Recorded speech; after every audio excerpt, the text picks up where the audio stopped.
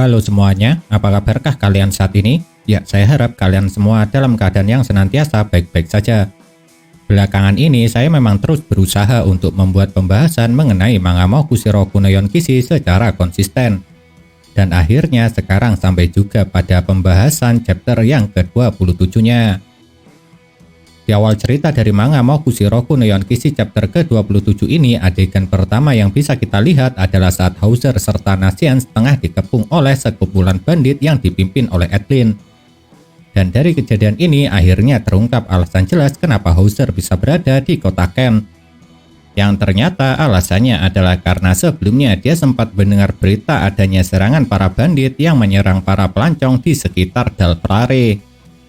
Hanya saja yang tidak diduga oleh Hauser adalah dirinya tidak pernah menyangka jika para bandit tersebut melakukan penyamaran sebagai warga kota Ken dan melancarkan aksinya di dalam sebuah kota. Dan rupanya kenapa para bandit berlaku seperti itu lantaran dengan cara tersebut maka mereka bisa merampok semua orang, termasuk para kesatria suci. Sebab sebelum para kesatria suci melakukan penyerangan, senjata mereka sudah terlebih dulu dicuri oleh para bandit ini. Tentu saja mengetahui kalau senjatanya diambil sama sekali tidak membuat Hauser gentar. Yang ada dia dengan percaya diri malah mengatakan jika cuma senjatanya yang diambil, hal itu masihlah belum cukup untuk membekuknya yang merupakan seorang kapten kesatria suci. Yang hal itu memanglah benar. Pasalnya sebagai seorang kapten kesatria suci, walau tanpa senjata Hauser tetaplah seorang petarung kuat. Akan tetapi hal itu berlaku jika Hauser masih dalam keadaan sehat. Pasalnya dengan keadaannya sekarang yang tengah mabuk berat, pada dasarnya sama saja dia sudah kalah sebelum berperang. Buktinya setelah berlagak keren Hauser langsung tumbang tanpa diapa-apakan. Karena dia tumbang akibat terlalu banyak minum. Yang hal tersebut sudah diprediksi oleh Edlin. Sebab sebagai murid pastinya dia tahu persis minuman yang dapat ditahan oleh Hauser. Lalu setelah mengetahui Hauser telah menghabiskan banyak minuman inilah barulah Edlin muncul untuk mengambil tindakan. Walau tengah berada dalam pengepungan dan Hauser sudah tumbang, Nasian terlihat sama sekali tidak panik. Yang ada dia kelihatan sangat tenang sekali. Buktinya saking tenangnya Nasian masih sempat menanyakan apa yang akan dilakukan para bandit kepada dia beserta teman-temannya. Padahal jawabannya sudah sangat pasti. Dan setelah mendapat jawaban dari para bandit, barulah Nasian mengambil tindakan. Dengan cara menggunakan sihirnya untuk menciptakan kabut sihir Misteren Belladonnanya. Yang akibatnya setelah menghirup kabut obat tersebut, hampir semua para bandit berhasil Nasian buat tidak sadarkan diri.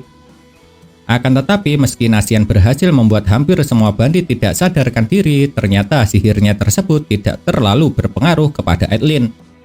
Dan di saat Nasian sedikit lengah, Edlin malah langsung memanfaatkan kesempatan itu untuk menyandra Percival. Yang tentu saja melihat kejadian tersebut membuat Nasian secara spontan melihat ke belakang. Karena sebelumnya Percival yang tengah tidak sadarkan diri memang berada di belakangnya. Namun anehnya di saat Nasian berbalik, rupanya Percival masih berada di tempatnya. Yang hal itu pastinya membuat Nasian terkejut sekaligus bingung. Dan ketika Nasian setengah bingung inilah Edlin mengambil tindakan, yaitu dengan cepat dia memukul tengkuk Nasian untuk membekuk dan membuatnya tidak sadarkan diri. Di manga Mokushiro Kunoyon Kishi chapter ke-27 ini, setelah Edlin berhasil membekuk Nasian, adegannya memang langsung dialihkan ke tempat Doni berada. Tempat Doni setelah berhasil melarikan diri dari Hauser. Dan ternyata hal pertama yang diingatnya dari ucapan Hauser adalah mengenai ucapannya yang mengatakan jika ibunya pasti menangis di surga jika melihat kelakuan Doni saat ini. Sebenarnya Doni juga menyadari kesalahannya. Tapi meski dirinya tahu apa yang jadi salahnya, tetap saja Doni tidak mau mendengar Hauser mengingatkannya dengan menyangkut pautkan nama ibunya yang telah meninggal.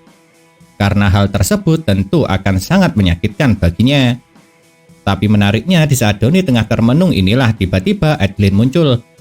Dan seperti tanpa merasa dosa serta bersalah sama sekali dia berjalan menghampiri Doni. Padahal sebelumnya Edlin telah menangkap Hauser dan teman-teman seperjalanan Doni. Tentu saja melihat Edlin menghampirinya membuat Doni terkejut. Pasalnya, dia tidak akan pernah menyangka jika akan bertemu teman lamanya yang dulu sama-sama berlatih pada Hauser untuk menjadi seorang kesatria suci di kota Kent ini. Dan pada awalnya, Donnie mengira jika alasan kenapa Edlin berada di kota Kent lantaran dia sedang melakukan perjalanan latihan dengan Hauser.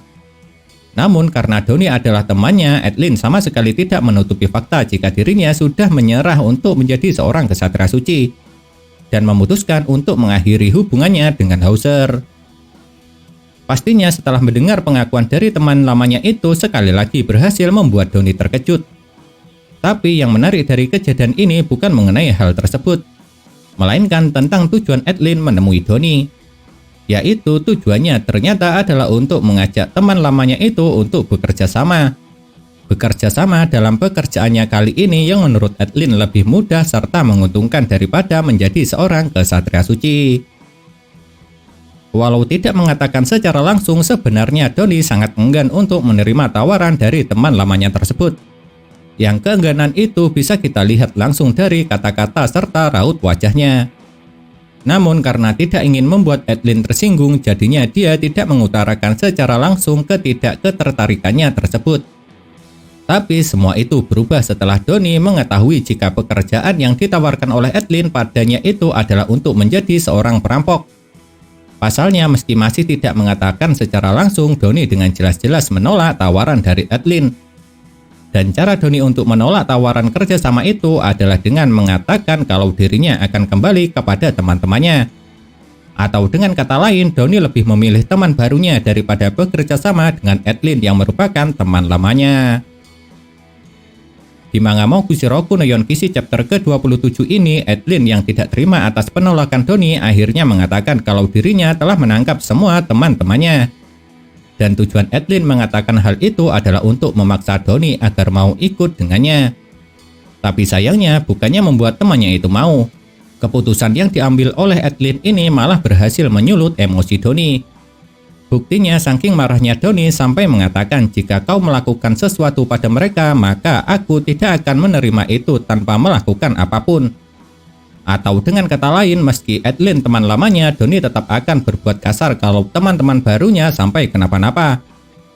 Dan setelah mendapat penolakan keras dari Donnie inilah akhirnya Edlin sadar jika teman lamanya tersebut sekarang telah berubah. Namun bukannya menyerah, dia malah melakukan sesuatu yang sangat mengejutkan. Yaitu dia memanggil sesuatu dengan cara bersiul keras. Lalu setelah apa yang dipanggilnya datang, Edlin mengatakan jika semua yang dia lakukan saat ini adalah untuk mencari tahu takdirnya. Sedangkan di sisi lain, Hauser, Percival, Nasian, serta Anne dilemparkan begitu saja ke dalam sebuah penjara. Membuat mereka yang awalnya tidak sadarkan diri akhirnya sadar juga. Dan dari semua bawaan yang dimiliki keempat orang tersebut, hampir semuanya diambil oleh para bandit. Terutama koin perak yang dimenangkan Anne serta Percival dari tarung gulat. Tapi menariknya karena dianggap sampah, barang terpenting milik kelompok Percival malah tidak diambil oleh para bandit. Ya, barang terpenting tersebut adalah pecahan dari relik peti mati kegelapan abadi. Dari semua orang yang kesadarannya pulih paling cepat adalah Nasian. Karena alasan dia tidak sadarkan diri lantaran mendapat serangan dari Edlin. Sedangkan yang lainnya tidak sadar karena kebanyakan minum. Dan ketika sadar, Nasians berharap jika Shin serta Donnie bisa sadar kalau ada yang tidak beres lalu bisa menyelamatkan mereka. Tapi saat mendengar apa yang dikatakan oleh Nasians, Hauser malah diperlihatkan pesimis. Sebab dia meyakini orang pengecut seperti Donnie tidak akan pernah mau menyelamatkan mereka. Soalnya orang seperti Donnie menurut Hauser yang paling dia sayangi adalah dirinya sendiri. Oleh sebab itulah kenapa menurut Kapten Kesatria Suci ini keponakannya tersebut tidak akan pernah menyelamatkan mereka semua. Di manga Mokushiroku no Yonkishi chapter ke-27 ini, saat Hauser tengah merasa pesimis, tiba-tiba ruangan tempat mereka ditahan kedatangan tamu tak diundang. Yang tamu tersebut merupakan bartender yang sebelumnya menjaga bar. Dan tujuan dia datang ke tempat tersebut adalah untuk membebaskan Percival beserta yang lainnya. Akan tetapi yang menarik dari kejadian ini adalah ternyata bartender itu mengenal Hauser. Dan mengejutkannya, bartender tersebut rupanya adalah Taizo.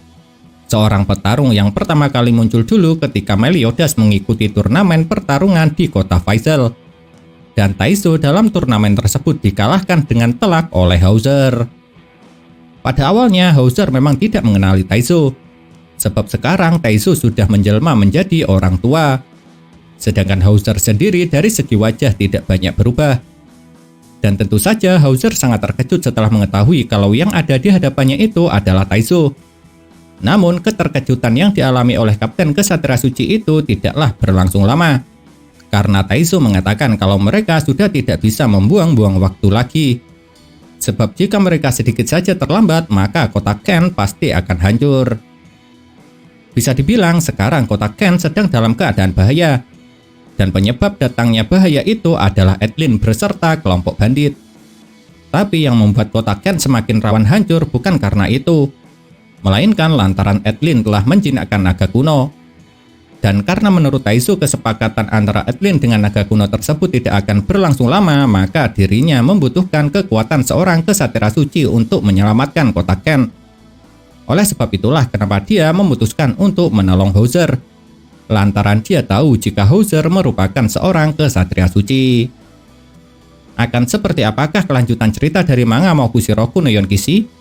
Bagaimanakah kira-kira Percival serta kelompoknya mengalahkan naga kuno? Apakah nantinya Shin yang akan menjinakkan naga kuno? Pasalnya seperti yang kalian tahu sendiri, Shin baru-baru ini diperlihatkan dapat berbicara dengan binatang. Jadi ada kemungkinan juga kalau dia bakal bisa menjalin komunikasi dengan naga kuno itu. Dan pertanyaan terakhir, kira-kira apakah yang nantinya akan dilakukan Doni setelah melihat naga kuno? Penasaran bukan? Jika kalian penasaran, tunggu saja kelanjutan ceritanya pada chapter-chapter selanjutnya. Nah, itulah yang dapat saya sampaikan mengenai manga Mokushiroku no Yonkishi chapter ke-27-nya. Dan kalau menurut kalian, kejadian manakah yang paling menarik? Apakah kalian mempunyai pendapat? Jika punya, jangan pernah sungkan atau ragu untuk menuliskannya pada kolom komentar. Karena komentar itu sangat berarti bagi saya atau teman-teman lain yang membacanya. Sebab komentar kalian tersebut bisa dijadikan bahan referensi untuk saling bertukar pendapat antara kita semua.